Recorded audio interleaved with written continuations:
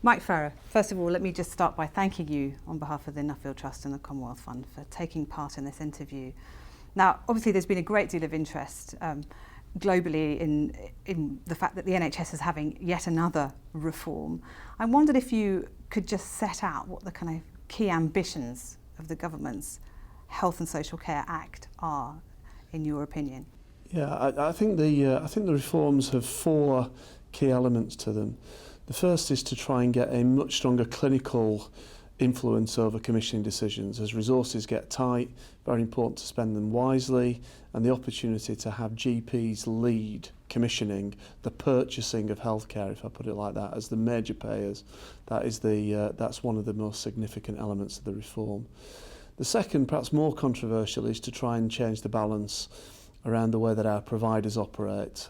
We've been moving in the NHS from a monopoly state provider for the last 60 years into something which is more pluralistic and giving the opportunity for providers to compete for the right to provide good quality care.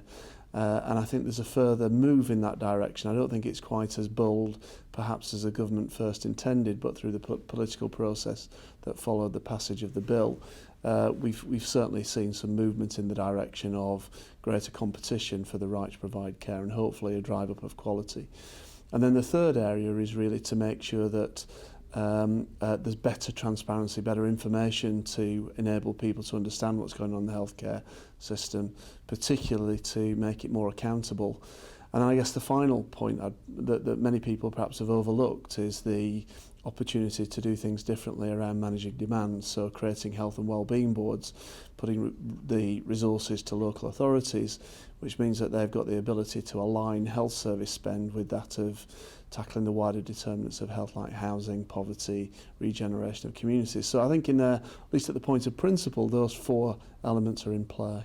Let me ask you a bit about the first one, because that's the one that's caught a lot of people's attention, the giving of quite a large slice of the NHS budget, which is paid from taxation, to groups of general practitioners. Now, in your opinion, what are going to be the biggest challenges facing these groups and these GPs who want to take part in this?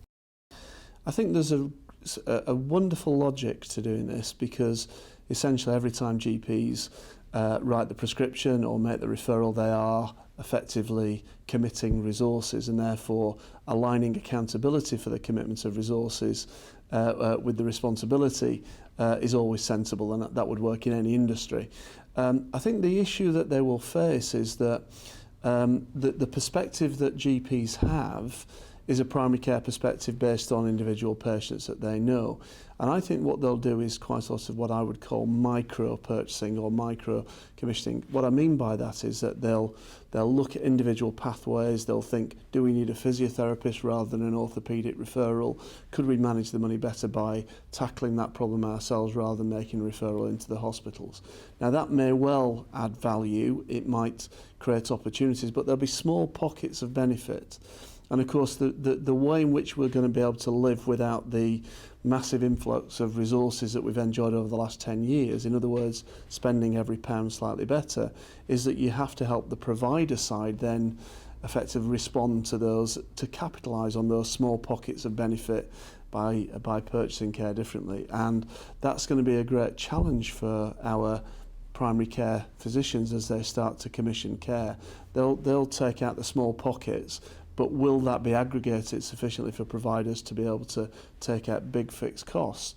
Or will we effectively see our providers, in some cases, go bankrupt because the activity is not flowing in and we start to see change on the basis of catastrophic failure?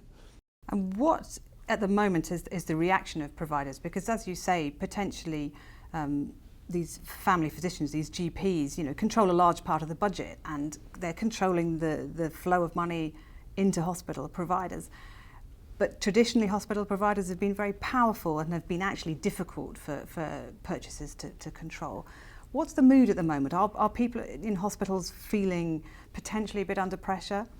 Well, I think right at the moment, because we're in the beginning of a new system, in Maslow's hierarchy of human need terms, I think the new organisations are very much just at the early phases before they really start to impact. So there's a lot of process to get them authorised and up and running. So as we stand at the moment, I think the providers feel that this real world hasn't hit them. I think the good ones, the smart ones, are starting to anticipate that, and they're thinking about, well, how do we make sure that we can align our intentions as organisations with the way in which purchase of the future will start to operate. But I think it's too early at one level to see how they'll operate. Now, the big challenge in the NHS, and it's common across all developed countries, is of course trying to take better care of people with chronic conditions, and particularly the older people with chronic conditions, and keep them out of hospitals, which of course has big implications for the size and structure of those hospitals. Do you think that the new structures that we're putting in place, these clinical commissioning groups, are going to be able to reshape care on a big enough scale, in a sense, to sort of drive that change in hospitals? Well, I guess that was my point about small individual decisions affecting individual hospitals. It doesn't really get you that big strategic change that we need to see, so probably a fairly radical reduction in the amount of capacity in hospitals and a relocation of some services to specialist centres, and pulling some things out of specialist centres, perhaps not just to district general hospitals, but actually back out into primary care. So that major restructuring of the provider side is going to have to take place if we're going to have a sustainable service. Small commissioning decisions, payer decisions around changing pathways can only achieve that if they're aggregated up onto a big scale. And I think the great unknown of our system will be how quickly those small decisions can influence providers to right-size the way in which they provide services. And there is another interesting dynamic in the, which I think is an interesting Anglo-US question, which is, do providers right-size faster through a market-based system where you're in competition and effectively you only right-size on the back of failure, or do you have a planned environment that allows providers to sort of manage out their costs and respond effectively but keep organisations alive? And I think this is going to be a great contrast, but an interesting perspective as the UK starts to explore these more market-based dynamics to right-size the providers that we have. What are your thoughts on then lessons from the United States? Because there's an interesting dynamic going on here. On the one hand, of course, it is a big market. On the other hand, the federal government has taken quite an active role at the moment on the back of the health reform on the Affordable Care Act of trying to stimulate innovation and spread innovation with quite a lot of money behind it. What are your observations on learning from that process?